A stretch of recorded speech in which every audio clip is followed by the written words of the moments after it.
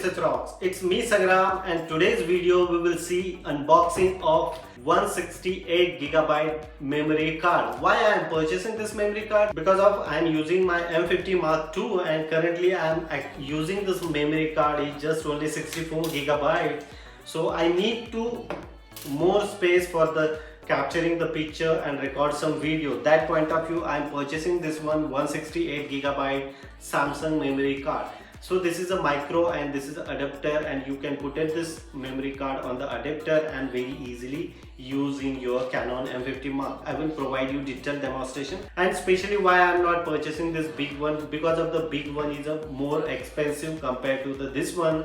I am purchasing this memory card in here Copenhagen power store around 258 Danish krona, in Indian currency around 3000 INR. So let's start as a demonstration. So I just simply cut out here. It's very simple. I just simply remove this one. Here is a memory card, here is an adapter, and now you can put it here very easily. Now I can very easily connect on M50 Mark II. So it's very simple. I just remove this one, and the same size.